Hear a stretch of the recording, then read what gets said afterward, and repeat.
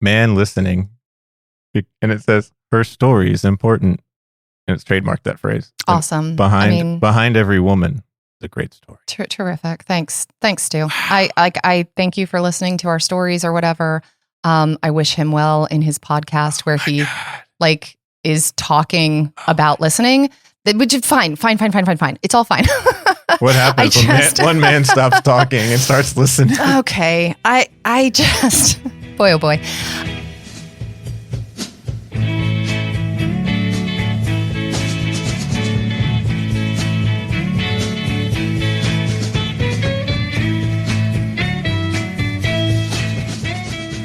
Welcome to Cult Favorite, the podcast that also starred in Tarzan of Manhattan. I'm Merinda Simmons. And I'm Mike Altman. We did not have a cameo in Rosemary's Baby, but we did appear in Tarzan of Manhattan with Joe Lara in 1989. I feel like we have a more made-for-TV vibe, so I think that works. I do not disagree.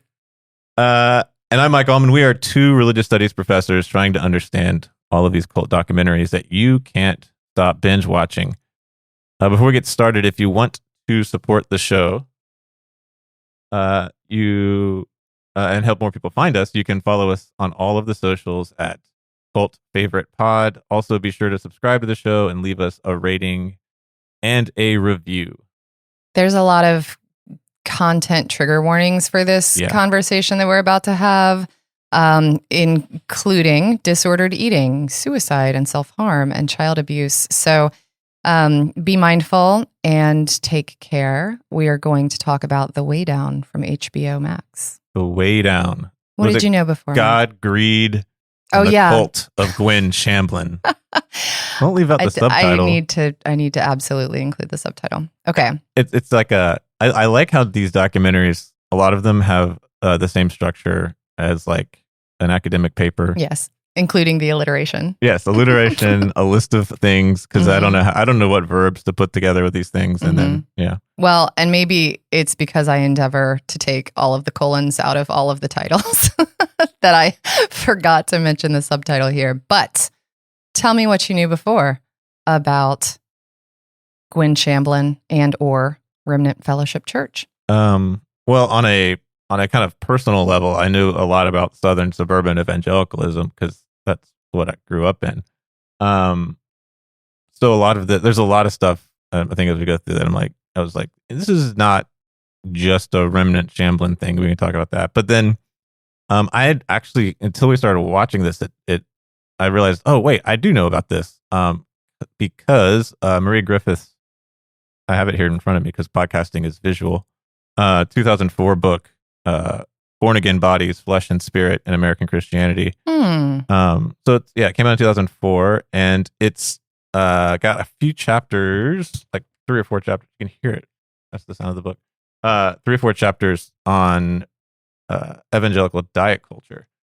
So she starts really early with like early modern, like John Wesley. I'm so glad to hear that that's what that book is, because when I saw that in your notes, I thought that it was a title of a Christian diet book. No. Because they are plentiful. Yeah. My favorite title from just a couple of years ago is "The Serpent Beguiled Me and I Ate." A heavenly diet for saints and sinners. There's a bunch in the titles. Speaking of titles, they really are tremendous. Yeah, I mean, Griffith has a couple just from like the images of the one of them is more of Jesus, less of me. Yes. And then this is a whole, you could do a whole dissertation, Slim for Him. Mm-hmm. Well, there's also like Your Body, His Temple or something. Yeah. There's a lot of Help, anyway. Lord, the devil wants me fat. That's right. Sorry. Enough.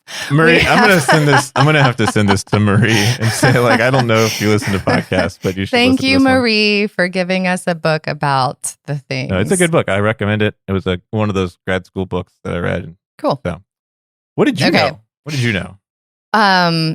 So I knew of Brentwood, Tennessee, and the general brand of evangelicalism that surrounds. It's like 3 hours from where I lived for a time in Tennessee. I also knew that there has been, long been a subgenre of fad diets that Yeah. are overtly Christian, but I didn't know much about Gwen Shamblin and the Remnant Fellowship.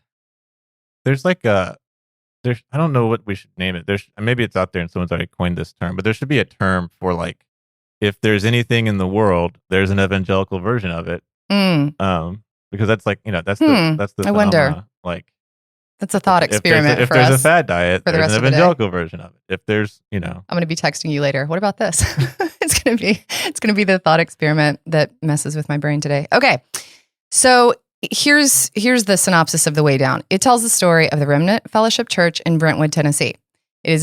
Brentwood is a super wealthy suburb of Nashville, just to give you some context. And the founder is Gwen Shamblin. She grew up in a Christian family in Memphis. She went to the University of Tennessee in Knoxville. Knoxville is one of my happy places. I guess I know about Knoxville too. She got degrees in dietetics and nutrition there. Her dad was also a general surgeon, so she had long been invested in faith, interested in food, and then she would say like she was led by God to do so, but she created the Way Down workshop in 1986. She's in her early 30s at this point. It would be a massive hit because if you think about context, mid-80s are like heyday for fad diets, and her plan lets people eat anything they want because I guess in the New Testament somewhere, Jesus says that like all foods are clean. I think that, yeah, I always thought that was... You're my scripture expert. Well, so do you know? That's a sad... Do you know we're what in a sad situation. You've said that.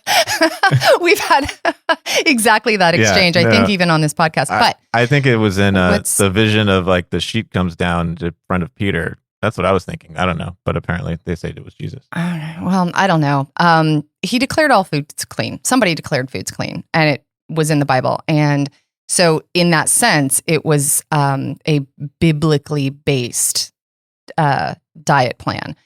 And there were no restrictions on kind, which was its own novelty, but on amount. One former church member says that she was kept to 10 bites a day, but we'll get there. But it's going to get dramatic. So it is God-inflected intuitive eating, basically, is the nutshell of that plan. The idea was to turn people to God instead of turning them to food, because we can't give up addictions, but we can channel them. So it's very much about control, which is also going to be a feature of this convo.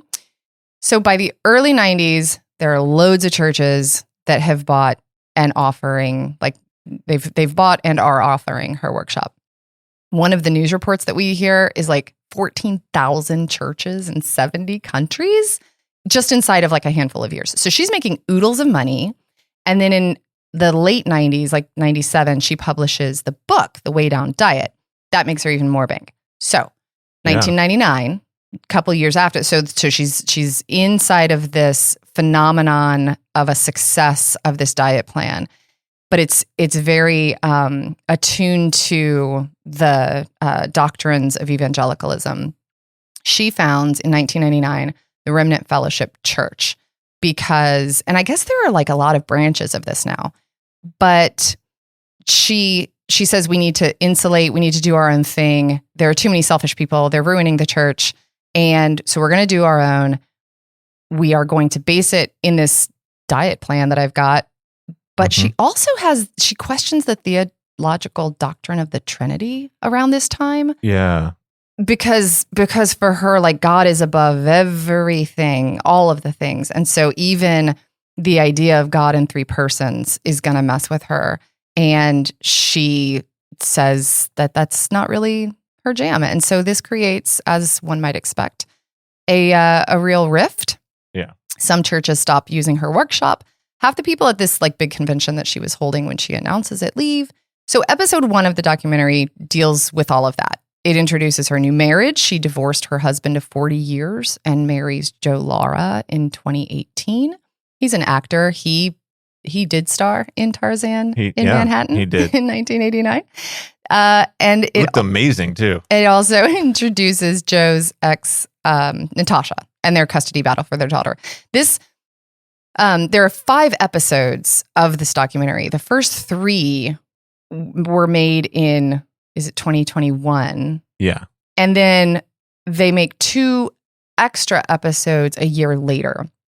So first episode gives us that kind of context. Episode 2 deals more with that marriage, introduces Shamblin's kids, Elizabeth and Michael. We learn how things at the church are becoming increasingly about her. And that one ends introducing the problem of child abuse, specifically a murder charge that was brought against 2 church members when their 8-year-old dies. They were in Atlanta. Correct. They will get convicted and get a max sentence of life plus 30 years, which is, yeah. So authority and obedience are a big deal for her. This makes sense because everything she's teaching about food is also about control and obedience. Episode 3 goes into her ideas on parenting because now we hear about what's happening to children. And so there's more background about what she's telling parents about the ideas. She gives them ways to beat their kids. We hear from teens who are suffering from mental and emotional abuse. We also hear from some of the wives who are former members who were married to people in the church. They were told to stay with their husbands who were abusive, but because God hates divorce, but he doesn't mind some divorce, like Shamblin's. So in 2021, Shamblin and Laura and some of the church leaders are headed to a MAGA rally in Florida. Their plane, Laura is flying the plane. They crash 90 seconds after they take off. Everyone is killed instantly. So that's where the first 3 documentaries kind of start and stop. And so her daughter is ascending in the ranks and she's going to take over the church. And that's where episode 3 ends. A year later, these last 2 episodes come out. It's about just fallout from the crash, people's reactions. Is this a judgment of God? That's what she would say when bad things happened when she was still around. So there's a lot of that cognitive dissonance. We've been following Natasha and Joe's custody battle of their daughter. So we learn about the outcome of that, Natasha's fight to get her daughter back. Natasha is Joe Laura's ex. Before this. And it ends with multiple people, new people coming forward to tell their stories because they've heard about this documentary. They want to be part of it. The last one, it starts with a reality show pilot of Way Down South. Way Down South. Ultimately did not get picked up, but it was going to be the show that launched Gwen Shamblin into reality TV land. We hear from the new people who did come forward. One of them came out and got shunned because he was gay. One woman who did Gwen's hair for free ended up, she's the one who eats 10 bites a day, and she was kind of reduced to that. A woman who becomes suicidal after leaving the church and suffering a miscarriage that she was told was God's punishment because of disobedience, etc., etc. That is the nutshell of a nutshell of the way down, the way that arc goes. Thank you. Yeah. So tell me what you want to talk about, because I think that I had more notes on this documentary than any before. So there's options are endless. There's just so much. Conversational avenues abound. Yeah. Where do we start? I would like to talk about, let's see. First thing I want to say is the authority thing. So let's do it. Yeah. I mean, the way authority is talked about, and there's just stuff that kind of goes unmarked in the documentary, because it doesn't have. I could have listed 3 or 4, like Marie for one, but 3 or 4 people that I wish they had talked to, because this was actually produced by the same production company that made Scientology Cult of Cults. I can always rely on you for production background, and I was going to ask you about it. Chrissy Teigen, that's the only name that I recognize. I noticed that She's one of the producers. Yeah, Chrissy Teigen was John the producer. Legend's wife, model. I don't know what she does. She does a lot of different things. She's got very funny comments on Twitter and Instagram. She's great. But she's one of the producers. Yeah. But yes, the interviewees are mostly, they're former members and cult interventionists. And the most stereotypical Tennessee lawyers you could imagine. Wearing bow ties and such, which is fine. Nothing against bow ties, but I do agree that there should have been hair at the wind. But it would have been nice if Kristen Dumais had been on here or somebody, because I say that because Kristen Dumais is another religion scholar who writes about. I may actually. I have my masculinity copy of, and. I have my media. Jesus and John Wayne copy with me too. Kristen Dumais was in the documentary on Hillsong, right? Was it Hillsong? Yes, she's the one who talks prosperity gospel. Yeah, and then she was also, if we ever get to the Shiny Happy People Duggar Goddard documentary, that'll be. I'm gonna need a break before we get to that one after this one. But so that's the subtitle of our podcast: Cult Favorite or Mic Processing. A podcast is a lot cheaper than therapy. But the authority thing, because it never gets marked as like what we mean is patriarchy, but there is a kind of theological. I don't want to call it theological, but there's a kind of logic to it that kind of is baked in, that is not, that is not sort of unique to Remnant or Shamblin. But it's just sort of like ratcheted up and more intense. And in some ways, it's like, I don't even know if it's that much more intense. It's just that it I don't know, it was more visible in some ways. But, or like is so much more overtly part of the message. But like, because you have sort of this idea, so if you take the sort of like, we can kind of, it's almost like concentric circles. So like at the social level, there is this idea that, okay, there is authority. And like, there's the ultimate authority is, of course, God. Well, where do we find that authority? We find it in the Bible. We should talk about how the Bible functions, because there's this sort of like Bible as like user manual for your life situation. For sure. That is kind of like a unique thing to American Christianity in the history of people who were like reading the New Testament. That wasn't the way most of them did it. But so you have this sort of like social, political, even like labor, like there's God's authority, and then there's the authority of like political leaders, of your boss, of leaders in society, and we all have to sort of. And the thing about authority is you have to submit to it. So there's this kind of ongoing like submission to authority rhetoric, and then that goes down to the church, where sort of God is the authority, and sort of the way Shamblin does it, Jesus kind of under that. And what's I don't think at all unique is the idea that somehow there's these like elders that are in charge of the church that are all men. Yes. But so like, and then Shamblin is sort of under their authority, but like in theory, I have a note about that. Yeah. Well, no, I mean, but like that. So that model is not the rhetoric of, oh, I'm under the authority of these overseers or these elders. Okay, is common across all sorts of churches like this? Yes, it is. And in fact, so one of the things that annoyed me about some of the talking heads who were not like cult interventionists or investigative journalists, they talk about how in the early days of Remnant, certain men are elders of the church and Gwen was under them, but that wasn't how it really went. Right.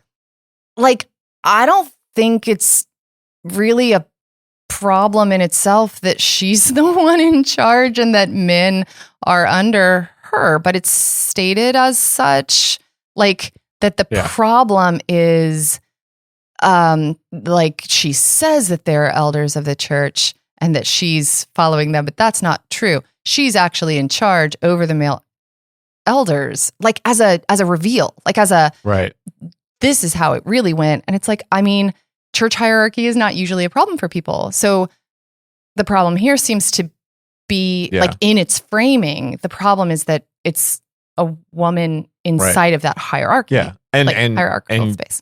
And that the kind of fake authority of the elders or overseers is the way it kind of always works, whether it's with a male pastor. So, but no one ever but if you look at like Brian Houston in Hillsong, like we talked about episode 1, like we in that case and a lot of other cases, sometimes it's like pastors at other mega churches or other big churches that are the overseers, but they're not actually holding anybody accountable. Right. What they are is they're more like when the shit hits the fan, those pastors are going to step forward and they're going to be in charge of the process of blah, blah, blah, blah, blah, rehabilitating. Yeah. But even then, not always. Sometimes it's people in the church. So like, yeah, I think you're right. The fact that got marked as somehow like aberrant or a problem in this case, I think It was not about the hierarchy itself. Yeah, it's a combination of gender and also a combination of like a certain kind of a certain kind of smart, who thinks themselves a smart Southerner who's trying to tell us what churches are really like when they don't actually probably go to them. Yeah, and so Merinda has thoughts about the way the South you see functions. What's happening to my face. This. We really got to get video. So then at the church level, and then they have the kind of leadership, which are these sort of like lieutenants in the church. Be they like small group leaders or ministry leaders, like the people in charge of kids or youth or married couples or singles, music, stuff, what have you. And it seemed like they had it broken down in an interesting way here, where they had like almost like regional, like everyone in this part of town has this leadership in a way that was kind of interesting, and also kind of like just increase the control. So then you drop down another notch, because this is in many ways the way a lot of conservative Christians, be they Shamblinites or not, think about society. As you go the next level down is the family, in which the church leadership is actually the link between God and the family, and then the man, the husband, and the marriage answers to the church leadership. And then the wife answers to the husband, and both of them together then also answer to leadership, and then then the children answer to them, and it's trickle down authority. It is this trickle down hierarchy, and at every step of the way, the idea is you submit to authority because it is godly authority that has been instituted by God and is carrying forward God's will for you or the family or the unit, et cetera, et cetera. Right. And then within the sort of like, and so like I have actually as a 5,000 mics ago sat in these parenting workshops. Oh my God, tell me everything. Well, no, where they literally lay all this out. And so and I remember like the workshop culture in the church, I just think is really interesting, it was a thing that I never really think about that. And this documentary got me thinking about that because of just the amount of way down workshops that were being offered. There's all sorts of workshops. There's leadership workshops. Yeah. There's financial workshops. Amazing. And they're all giving you, I remember riding in the car with like one of those big books of like cassette tapes of John Maxwell leadership workshop recordings that we would listen to. Did you learn anything good about parenting? Well, okay, so that was the John Maxwell as a kid. The parenting thing. So I remember I was a very young parent of one kid at that point, two, and it was I felt so I had so much sympathy for a lot of the parents in this because they're just looking for a way. They have this expectation because of this sort of authority thing. They have these expectations of what their kids ought to be put upon them. Yes. And then they're just like trying to figure out what they're supposed to do. And I remember, many of them are getting married and having kids really young. Like that is part of there was a moment in the documentary where someone talks about, I think it was Shamblin or somebody's talking about, you have to have these boundaries. Like that was the language they were using. Yeah. And it was like, I had this like visceral shudder because I remember this, this pastor guy who also, I think, claimed a certain level of psychological training, who kind of laid out this sort of developmental model of like, well, when they're a certain age, then they're in this stage of like figuring out what's around them, and then they get to the stage where you have to have boundaries so they know what's, and framing it in terms of like safety, but it's also like a kind of moral, and protection. And yes. And then if they cross those boundaries, they need to be told that they've crossed the boundaries so they know not to. And then you get to this thing, and he was kind of going all the way through, like up through like high school, like the different needs, and it sounds very rational. I can firmly remember him saying like, and sometimes if the boundary gets crossed, you just got to pop that leg. Like, and I was literally beat them into submission. Like, and it wasn't it was not, this was a much more moderate church compared to what Shamblin was doing. But still advocating Yes. for hitting your kids Yes. in an overt way Yes. is not an exception to the Yes. rule And this would have been like inside of these spaces. 2009, 10, right? Mhm.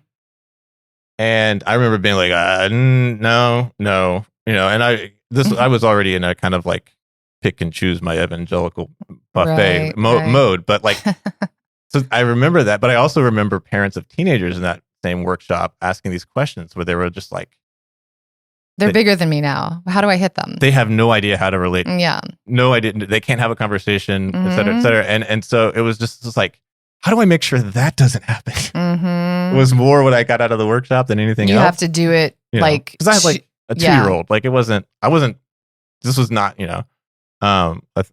and so, but then there's that. I also remember later on near the end of my evangelical journey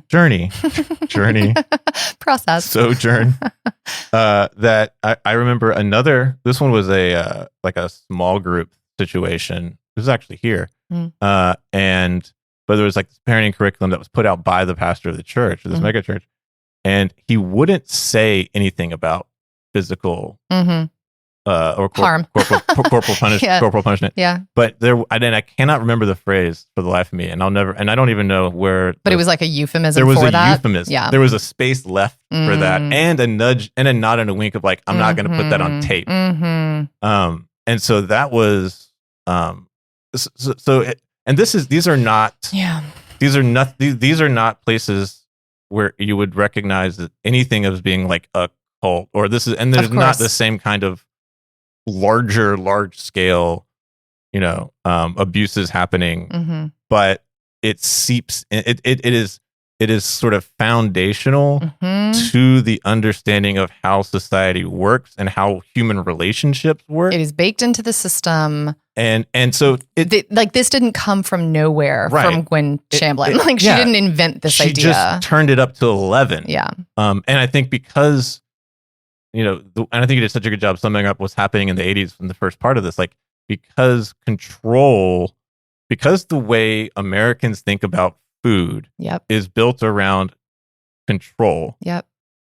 It's in the same way they think about sex, and arbitrary beauty standards and body image. But it's always about like, you need to have control over this. Yes. And the whole idea, like cheat days, like what the hell? But that comes out. I mean, I think what happens is those two things run into each other, and she's like, oh, well, we have a whole culture built around submission and authority. And we have this other thing about food that's all about like sort of self-submission or sort of submitting to some higher power as a way to control. And so you get, you get this the success of why this message spread to all sorts of churches that really like until the Trinity thing, which I don't think even was that big. I mean, it's mentioned. Well, they didn't spend a lot of time on it. It was one of those things that I did want more intel about because like God is above all. Sure. But is that, I don't know if that really explained it to me. I think she backpedals eventually because a piece of this too is the long history of perfectionism in American Christianity. So like this idea that like you can reach, like human beings can reach a perfect state where they are no longer sinning, and it is impossible for them to sin. They are basically kind of like almost heavenly beings on earth. And the church can be perfected and the church can be perfected by everyone in it being perfected people. Right. And it is the flip side of that is like just constant shame about everything. And so you mix all this together because you're born into original sin. Yeah, we'll get there. Okay. You're getting to my next point. Yay! But accidental segue. But so all of that was like when you mentioned she's flying to a MAGA rally when the plane crashes at the end. Roger Stone was the headliner. Roger Stone, yes. Speaking of the 80s, speaking of everything that was happening to control people in the 80s, speaking of and so all that is a big thing to say. Like, I've often like resisted a lot of the explanations of like, why do 85% of evangelicals vote for Trump? Because I'm like, I don't really care. But I think I care. I just think that it's a really reductive way to talk about both Trump voters and evangelicals, and especially Southern evangelicals. But, and this is why I brought my Dumais, Jesus and John Wayne, because she makes this point, and I don't think I appreciated how right she was the first time I read it. That they are primed for autocratic politics in this way. Sure. I thought that was too quick and easy, but I'm like, the more I thought about it, and the more I just I'm like, no. I think no. This is actually I think a much more viable and it's not the only explanation, but like there is a way that that autocratic politics immediately is just like the next level of that kind of submission. So I listened to it. There was a really good recent episode of the podcast, If Books Could Kill. Yeah. And they were talking about, it's hosted by Michael Hobbs and Peter Shamshiri. And they were talking about the Tiger Mom book, The Battle Hymn of the Tiger Mom. And he made exactly that point of like, you know, there is this posturing as a kind of like low-key liberal, common sense Ivy League professor who is, but like she writes like things in support of Brett Kavanaugh, and she was a mentor to JD Vance, and like, and so that, so anyway, Peter was making a similar point that I really appreciated. That I don't know, you can edit this part out, but no, it's like, good. No, but like he was like, this is the way that mode of parenting. That mode of parenting of like top down authority is not as many like steps removed as we might like to think from a very specific kind of political structure. I mean, and it's like we got kicked out of so when we first moved to Tuscaloosa, we were homeschooling our kids because the public schools were too conservative, and but the only kind of resources we had were very, very conservative homeschool options, or for like co-ops and things. But we were like, well, we can this was in the evangelical camouflage phase of my life. So I was like, I can I know what to say, what not to say, undercover. And I can like maneuver this. Okay. But we got kicked out of the homeschool co-op because we wouldn't physically punish our child. No. Yeah. I was expecting it to be. He was not listening. He was not obeying. Oh, and you weren't putting him in line. Yeah. Wow. And I was expecting you to say something about like curriculum or like no. They were like political, and they were like the other two can stay, but he has to, and we were like that. No. Yeah. And the way they talked about the kids and the kind of there's that moment where the woman talks about my kids were staying with somebody for 2 weeks and they came home and they were not my kids, like they weren't fighting, and they were like, can we take your that is incredibly accurate to my experience. And I don't say this as there are plenty of great ways and reasons to homeschool your kid, and I'm not here to get into that whole thing, but at the level of discipline and at the level of it was creepy how submissive and and they would stay obedient, but how submissive these children were, and then how quickly the gender dynamics of that submission worked out amongst 10-year-olds. Yes. It was So I was like, at the end of the day, that was part of kids are fast learners. Yeah. So they will 100%. Yeah. They get it. Original sin. Yeah. Okay. Is that where we are? I don't know actually where we are. That is where we are. That's where we all are, Merinda. That's the whole point. You're born. Man is by nature a sinner. I just read in my notes original sin is a motherfucker, because I think I've said this in the past about hell and other examples you've seen, but underneath all of this submission thing is an idea that you are essentially uncontrollable and destined to do horrible things. This was Gwen's point in an interview where I think maybe with Larry King, where she says that people are addictive in our natures. Yes. And so you can't take away that. We just have to channel and redirect the addiction. And so you have to become addicted to God.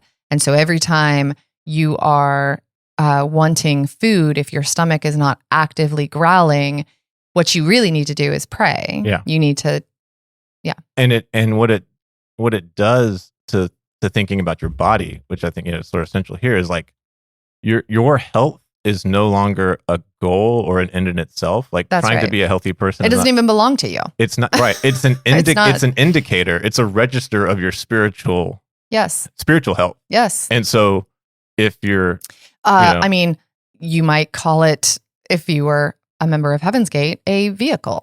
Like, yeah, it's not that far no, off. it's not. And actually, you could like, side note, you could read the whole Heaven's Gate thing as a form of perfectionism. Mm-hmm. Right. And so I think like what you get is this, we talk about purity culture all the time. That's become a thing, but like, it's really at the end of the day, it's like a shame culture built around every impulse you may or may not have. And as that's right. I cannot think of a worse place for an undiagnosed ADHD teenager to grow up than in a situation where you have no impulse control and every impulse you have is immediately sinful. And so it just has to be pointed at, like, that's the reason why there's always an evangelical version of X, Y, and Z, because at least we can take even things that seem rather neutral, like your impulse to play basketball or your impulse to do X, whatever, we can now bathe that in Jesus and make it into something that now is okay to be into or to, right? And so one of the things I was about all of this is like, we don't hear from that many men who left. There's one guy who was labeled at sometimes a recruit and at other times a clinical psychologist. Did not know what that meant. I think he was it didn't work on him because he was like, wait, I'm a psychologist. Or I don't know. It was unclear what his exact because it wasn't recruiter, but it also wasn't former member. Right. And there's one young man at the end who has a harrowing story about all of his friends who committed suicide. There's and then there's the one gay man, but there's most of it is women. That's true. Sort of middle-aged women now who were in their like 30s or 20s or 30s when they started the church and got into the church. And certainly like Gwen's original appeal and demographic was to women. They talk about that a little tiny bit about like how they weren't feeling listened to in the church. And here was like a voice of someone different and new speaking directly to them and about their body shame. Right. But you're right. Like, I mean, men still have a really active presence in the church and we have this like level of elders. Ted Anger, who sounds like he's made up, but is not at all. And so the men, and I'm guessing men left, right? But there's this situation that this sort of exhibits in really stark terms of you'll have husband, like the story of the husband who comes home and he's expecting sex from his wife and she's exhausted from having to take care of all the kids at the church and then her own kids. Yes. Like that. And then they advocated for marital rape. Right. Yeah. So that whole situation. Yeah. Right. And then you have women who are unable to be full human beings. And this is a lot of this is stuff that like coming out of all of, not obviously not a Gwen Shamblin church, but this larger milieu that like my partner has told me. It's like, you don't get to be a full human being. And then whoever you're married to is like, this person I'm with isn't a full human being, but still has these once not just sex, but all sorts of other things. Sure. And then they either cheat or they get abusive. Yeah. And then they go back to the church and the church says stay. And then you end up with these, like, just this cycle. And all it does is keep those families dependent on the church. Right. Because again, the health of your health, even in the terms of like your relationship, isn't the goal. It's just a register of your own personal salvation. And so I don't know. But inside of contemporary political discourse, when we talk about something called traditional family values, these are the people who are the signifieds of that phrase. Like this is the people that are that care about it. These are the people who. So I don't know, like how those two things work in tandem, and that they are not a like these are contradictory. It's like, no, they're actually and to go back to like this is why I get so mad at every liberal columnist in a newspaper who's like, well, how could these evangelicals who think marriage is so important vote for a guy who's been divorced? It's like, because they all want to get divorced anyway. Like, they're like, I totally, like, I'm serious. They're like, they recognize, like, yes, we should say it's a bad thing and we think it's a bad thing, blah, blah, blah. But actually, it's happening all the time. Like, I don't, so, I don't know. What do you want to talk about? Oh, is there? I'm sorry. You done? I've done enough. There's no easy way out of that conversation. We're having trouble with our transitions today. This is funny. It's because we have so much to talk about. Like, so specifically to your point about the gendered dynamic of those kinds of authoritative systems, I said, I don't remember which conversation we were having when I said that, like, a lot of these leaders that these documentaries focus on are men, but we never really hear much about, like, masculinity as something that warrants being talked about. It's just sort of like this invisible norm. And so here we have a woman who is leading this church, founding this program, and she has a very specific look because she's very specifically interested in bodily presentation, right? And her hair kind of keeps getting bigger as the years go on. And so she's easily caricatured. I did not like at all the attention in the documentary to her looks. Yeah. The interviewer asks at one point, and they already know very well the answer. Did she already have that? Did she always have that hair? Like the cartoon big hair. Yeah. Did she always have that? And they're asking, like, they're trying to pull out people to talk about the way that she looks. And I just feel like there are so many other things that we could talk about. Yeah. So why does that warrant time, way more time than what the outcome of that murder trial was? Like, and there's a former member, the one that you were just talking about, who, like, legit went through hell. So she gets to say anything. I just am wondering about the choice to put it in the film when she says that, like, Gwen Shamblin went from Southern housewife to strung out hooker. Like, I've got more examples.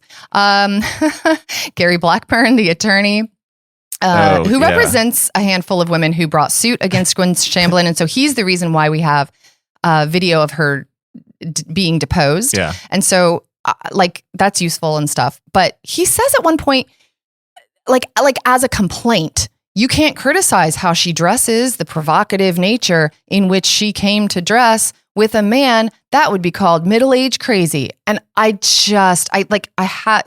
my note, I wrote with, like, a bunch of G's and H's. Like, literally, the photo that we get as an example of what he's talking about is her in a strapless dress that comes to her knees. I do not understand it. But yes, I do. Of course I do. Like, it drives me bananas because, well, like, because she's not, for all of the talk, like, she is not sexualized in the way that she is talked about. No, she's married for 40 years. Right. She just has a lot of makeup, and she's really, really skinny. And she practices disordered eating. But, like, the production choice to put this kind of attention to her looks and to just making her seem smaller or less important or something, by, like, the Rafael Martinez, who's described as a cult interventionist, but who's also a reverend. Like, he calls her Gwen Shamblin is like a little girl playing at a tea party with dolls. Yeah, a little girl playing with dolls. It was like, what in the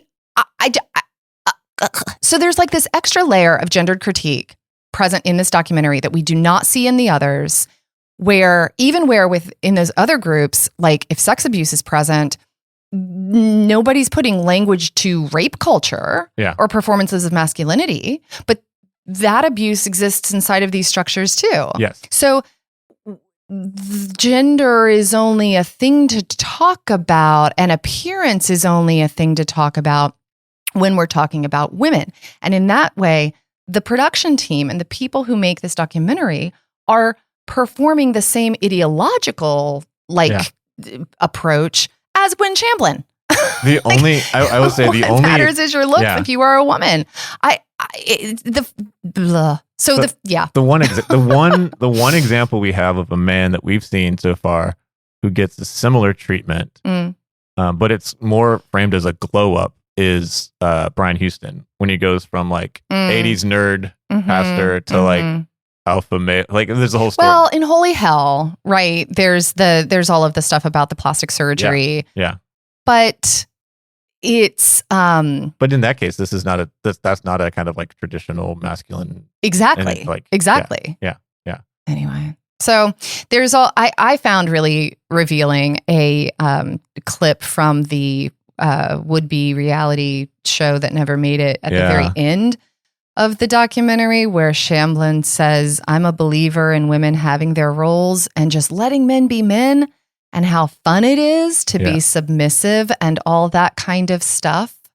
To play the role of a woman is beautiful," end quote. I thought I think that you could do everything that we need to say is just a close read of that last sentence, to play the role of a woman is beautiful. And so, there's sort of like, there's an aesthetic performance that is operating inside of an authoritative structure. Yes. So it's a beautiful performance that is being submissive. And there's a sense too of like when she's like submissive and all that kind of stuff. It's almost like I wouldn't really know, because like I don't actually, what I'm saying, like I preach this, right? But at the end of the day, like Ted Anger answers to me, right? And so I think maybe there's this kind of like, well, there is this, because this is a common thing you see across sort of conservative culture of various sorts of like women should be submissive and they're blah blah blah blah blah. But that's for y'all, not for me. I mean Phyllis Schlafly, I think is the Sarah best example Palin, of that. Maybe, and I think that's a similar thing happening here. I mean, because it got me thinking. Like, I was like, who's the other immediate comparison that came to mind is like Tammy Faye Baker. But there's a lot of interesting differences there. There are huge and important differences. Yeah. Yes. But I think especially in self-presentation and in treatment of other human beings. Well, that too, right? yes, ops, yeah. Like, I have a Tammy Faye Baker story. Now that I didn't even think about this. Okay. I once served. So I worked at a ice cream and fudge shop in Charleston, South Carolina, in college. Sure. And Tammy Faye Baker came in. No. And ordered raspberry sorbet, and I served her a raspberry sorbet. So that was, and then she walked out, and I was like, was she nice? She was lovely. I bet but she no one was else nice. knew. Like everyone else, like who? I was like Tammy Faye Baker. I was like, she was a person who was constantly looking for love and approval. Yeah. And I mean, I'm sure Gwen. I don't know. I'm not really interested in psychoanalyzing people. Right. I just the idea that the way that like performance is always front and center, but it's and Shamblin is aware of that is what you're saying, that I think is a really useful point. That performance is something that will always trump whatever is going on internally that we don't have access to. Yeah. So, okay. What about the South? Okay. You have a lot to say about the South. I do. I have a lot to say about the South too. Go for it. Speaking of stereotypes, the religion and South rhetoric. Speaking of stereotypes and also attempts at explaining things, the religion and South rhetoric drives me just bananas, and it is immediately present in this documentary. Rafael Martinez, the cult interventionist, says that he calls Shamblin a product of her culture. quote, she's a Tennessean and Southerners are a unique people. They're wonderful people. They're people of faith. They're hardworking. Stuart Watson, who is identified as an investigative journalist. I've got some big sighs to sigh about that dude. But he says, he raised some useful points. But anyway, here's his quote. We Southerners grow up in a culture understanding the Bible in a particular way. And we understand Jesus. We understand that religion in a very particular way that you wouldn't understand if you grew up in Boston or in New York. It's a different view. And that view is nobody else but Jesus, nobody even close. The Bible's literally true, and that's your job above anything else, to recruit people to the way of viewing. Yeah, sure, 100%. It's not that there are not unique and particular contextual, regional specificities belonging to a place. What it is a flattening of a space that is really complicated. Yes. And the just many perspectives and performances belonging therein that gets used somehow, projected outward, extrapolated into some kind of mystic perpetuation of ideas and stereotypes about the South as a really particular kind of religious space. And I find it really counterproductive, not only in conversations about religion, but also in conversations about the South.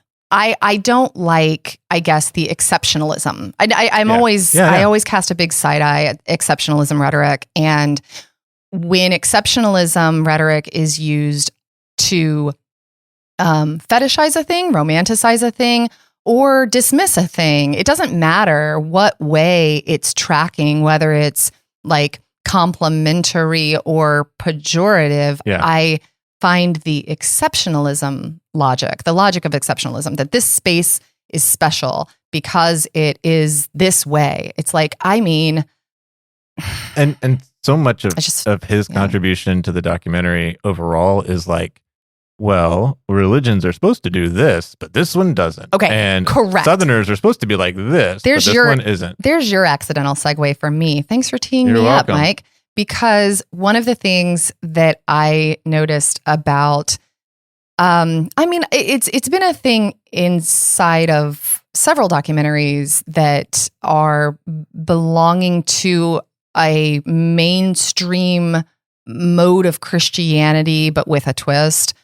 The work that is done, this one just brought it to light in such an overt way. The work done in Christian context specifically to talk about the warping or twisting or manipulating or exploiting, all of that language, what that means is they're doing that to something that is implicitly taken as totally good and fine, like biblical scripture or capitalist tax code specifically.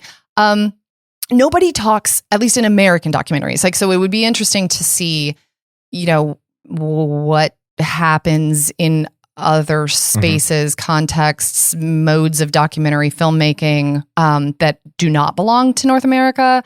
But inside of the kinds of stuff that we are streamlining inside of our platforms of Netflix and whatever, these American documentaries don't talk about how, like, the Rajneeshis were not exploiting Hinduism. Right. That's not what we hear. Yeah. There was no Hinduism scholar on there. Like, well, what's really behind? Like, I had to bring that whole thing about like tantra to the thing. Yeah. So there is an implicit thing that is taken for granted when people talk about the warping or twisting of biblical scripture or Christian doctrine or tax codes. So I think it was Watson who was citing L. Ron Hubbard about make a religion and you can make money. And he says that all the stuff, the cross and the Bible and Jesus and et cetera, are all smoke and mirrors for Shamblin, because what it's really about is money and prestige and power. So like those distinctions are really weird to me because they rely on an idea of sincere belief. Yes. And I just find analytically useless the category of sincere belief. Like, if you mean it, if you're intentional, then you can make all of the money. But if you're out to make money, the money's not good or something. This comes back to, again and again, like, what do we want churches to do with their money? Also, Watson, he has a problem with what he calls huge personality-driven, money-based, money-grubbing churches. And the problem, he says, is that they have nothing to do with the ideals that they purport. So, like, if the belief was sincere, then it'd be okay. Because there are lots of personality-driven churches. There are lots of churches that are making... There might even be a personality-driven podcast in which one man learns about his masculinity by talking to women, but it's his podcast. I am glad that they are there to educate him, I guess. Well, no, I don't mean that as like a gotcha. Yeah, no, exactly. Everyone's a hypocrite. Sure. And if you look hard enough. Yeah. They exploit, he says, their particular place in the tax code to hide what it is they're really doing. Yeah. Which is to fund someone's ego and their greed, their lust for power, control, whatever. Like, everyone who gets tax exempt status in the name of religious freedom is by definition exploiting the tax code. Right. Like, the tax code is set up to privilege religious institutions inside of that one domain. So, like, and there are all sorts of institutions that lay claim to, being a religion so that they can get, anyway. No, I mean, I think you're exactly right. And the idea, I think to some extent, the idea that, like, if we were looking at documentaries from not sort of American documentaries, would have the same assumption.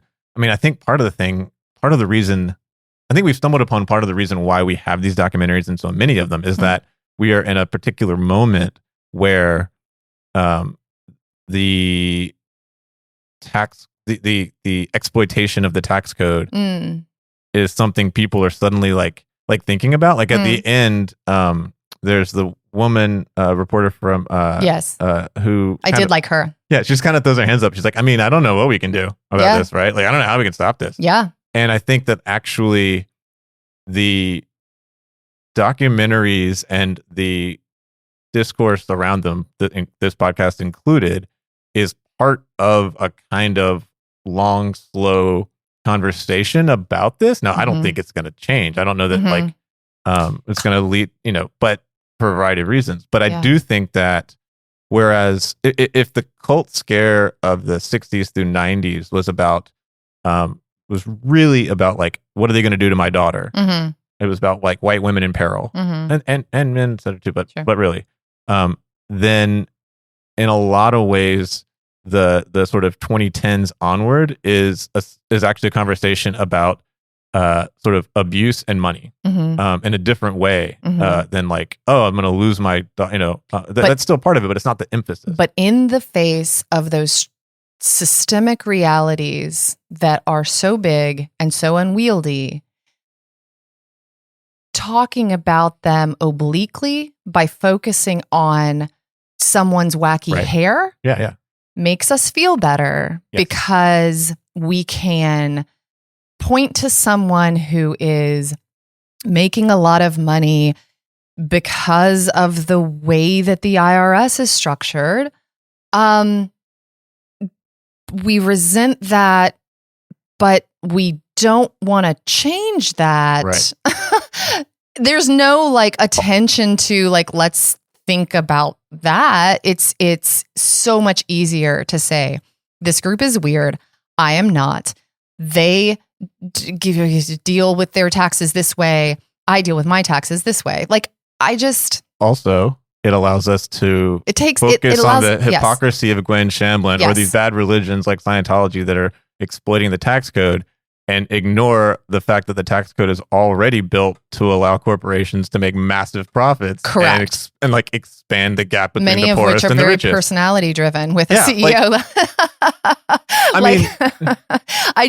It takes our eye off the ball. Right. Yeah. Like, I mean, it takes our eye off the ball, and by doing that, it makes the game more fun. Yeah.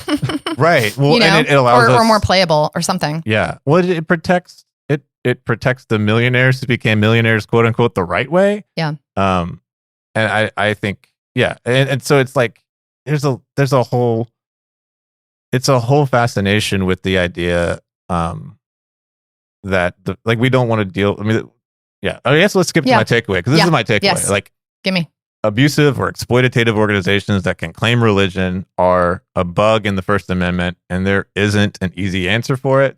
And what I think we've seen too is like some get suppressed by the government, like the Rajneeshis, Jonestown, but others have the power to avoid intervention. Like so the couple who murder their son in Atlanta, they have on tape Gwen Shamblin telling them how to abuse their child. Yeah. And I'm rarely sympathetic with cops, but the cop who was in charge of the case is like, you could tell he wanted to go after the church. Mm-hmm. But as soon as it was revealed or sort of explained that the conversations with Shamblin were happening within kind of religious thing, it was like, oh, well, that's religious freedom. We're not going to go there. And so immediately. And so they didn't have evidence because the evidence was inadmissible. Which is sort of, again, if we go back to the Rajneeshis, like this is kind of where their lawyer was kind of right, where he's like, we should be protected the same way. Do you think that like you said, these abusive organizations that they can claim religion are a bug? Like, do you think that they're a bug? Do you think that they're an outlier? Or do you think that like the way that we operationalize the First Amendment, like opens space for and welcomes in, like it's, I feel like kind of the logical conclusion of some of the ways that we operationalize it are organizations who like, I don't think, I mean, bug in the sense of like it's there's nothing we can, I don't think there's anything we can do about it. So like, let's have a moment of political theory. Like, so in Europe during the wars of religion, long before the United States was a thing, they were like, hey, Catholics and Protestants keep killing each other. This is really inefficient. It's making life hard. We got to figure something out. And so you get these various, acts of toleration and things that say, all right, well, we're not going to kill each other. If you don't believe the same thing as the king, you're not a traitor. We don't have to kill you. And so we kind of settle on this idea that like a religion is a thing that you choose, and you can choose differently than the king, and it's okay. And that protection of a particular form of dissent, like, it was a ticking time bomb of like, okay, now the state isn't going to mess. We now have a location the state's not going to mess with, because when we were trying to sort that out, we kept killing each other. And fast forward to the colonies in the United States, and we kind of codified that in the First Amendment in a way that meant, that like your religious practice is protected. But then very soon, and it was the Mormons who first sort of challenged this in the Supreme Court case, Reynolds Supreme Court case. It's like, I want to have multiple wives. Well, we have laws against that. Why do you have laws against that? That's my religion. And now they got to figure out, because otherwise it's chaos. Everyone's a law unto themselves. Sure. And so like, as we went along with this experiment that started with like, we're going to make a space so that we can stop killing each other in the streets of Paris, we end up with this category that is now like OP, to use my teenage video game talk. Like it's so powerful, and I don't know there's any way to kind of unwind that history. Okay, well, speaking of that was boring. I'm sorry. Okay, thank you for that accidental segue, because yes, my takeaway is to do with the relationship between individuals and systems as well. So at the end of the very last episode, like this is kind of where the documentary closes, is with one of the talking heads saying that churches will continue as long as people profit.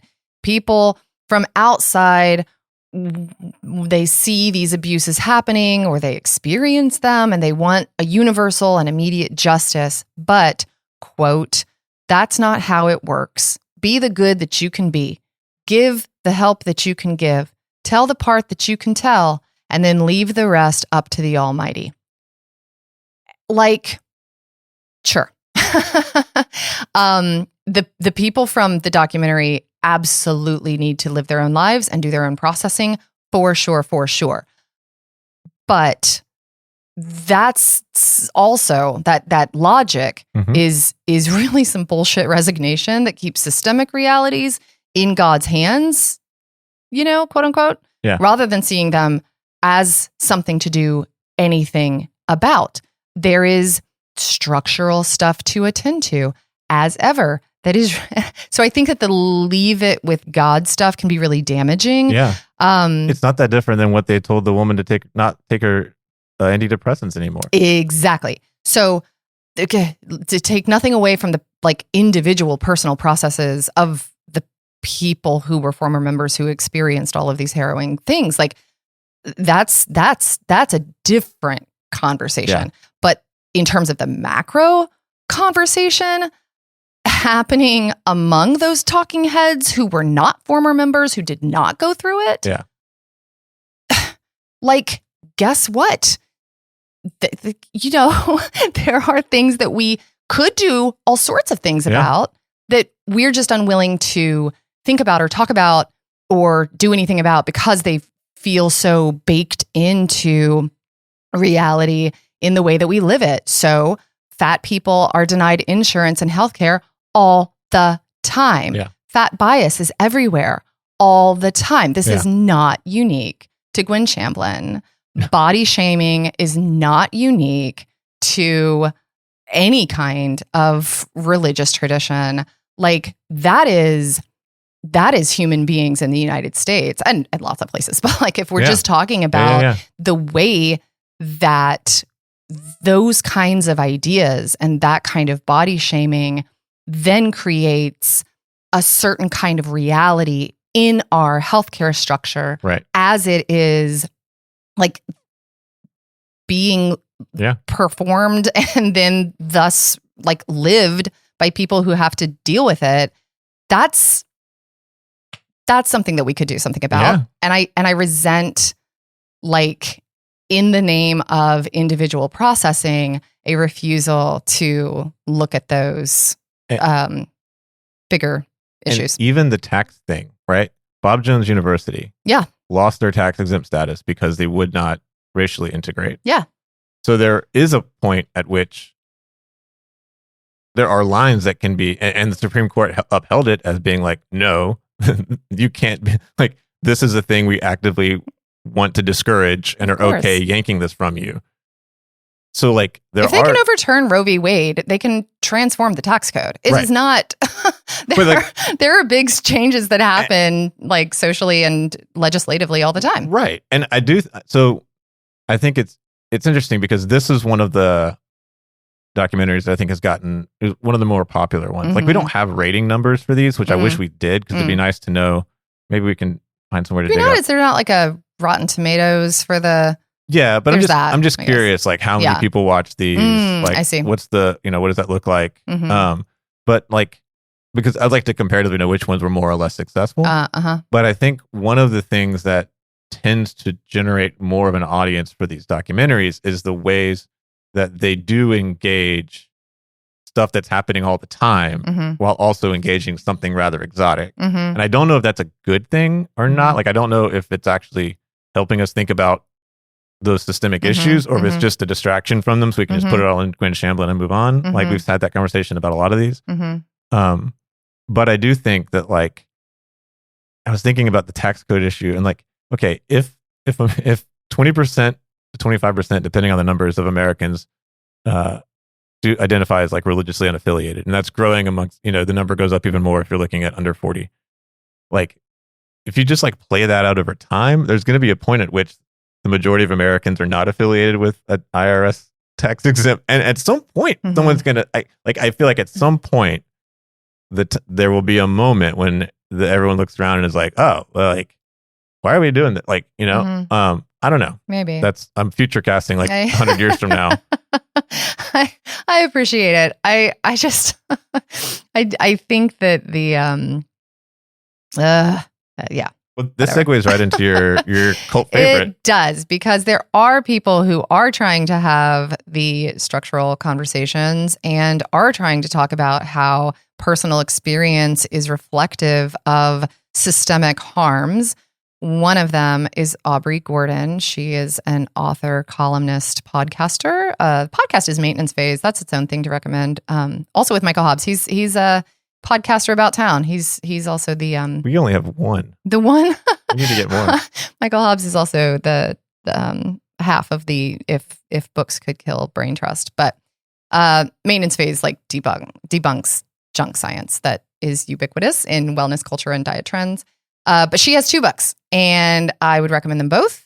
The first one from 2020 is What We Don't Talk About When We Talk About Fat. The second one is You Just Need to Lose Weight and 19 Other Myths About Fat People, which was just a couple years ago. And she's she is one of many examples of people who are talking, advocating, writing about the way that individual experience is never removed from systemic realities, and that the latter has to be engaged for the sake of the former. Yeah. What's yours?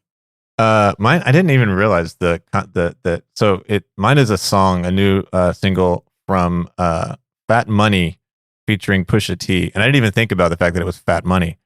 But it's from his album, new album just came out, Cinco de Money. I don't know Fat Money. I know Pusha T, big Pusha T fan, and the song's just good. Just a good song. It's called Immunity. It has Pusha T has a great verse on it where he does this Pusha T thing and just like raps about how much cocaine he sold. Cool. But you can put it on the playlist that we don't have. Yeah, no, I would. Yeah, it's a great. along with some 3 Doors Down. Yeah, I'm into it. I will listen. Yeah, it popped up my little like new release thing, and I was like, this is really good. So Immunity, Fat Money, Pusha T. I'll go listen to the whole album, but anything with Pusha T on is good. So, and I'm pretty sure I was trying to look this up while we were talking, but I'm pretty sure Pusha T was a producer on the album. So he's doing a good job giving back, getting people out there. So thanks for listening to Cult Favorite. So you can subscribe to the podcast on Spotify or Apple. Hopefully you already are. And when you subscribe, be sure to leave us a rating and a review. You can also follow us on all the socials at Cult Favorite Pod. We would love to hear your feedback. DM us or leave us a comment. Special thanks to the Department of Religious Studies at the University of Alabama for production assistance. If you are interested in pursuing an innovative master's degree that combines social theory and examines big systemic issues and digital tools, look no further than the Religion and Culture Master's Program at the University of Alabama. The program is designed to equip students with sought-after analytical communication and digital skills that can be applied in any number of careers, while rigorous coursework and original research prepare students for prestigious PhD programs as well. We will see y'all next week. I said y'all because I'm a stereotypical Southerner who works hard and has faith. Dude, I love y'all. Well, y'all is like the best collective pronoun ever. The greatest. So useful. It's almost as good as boiled peanuts. I'm actually gonna have to drive to South Georgia on will you bring me back for a family event, and I'm gonna have my $20 in the I need to experience it. Yeah, for some more bring peanuts. me back like at least a peanut. I want one. I want one peanut. All right, let's do it. Okay. We'll see y'all next week.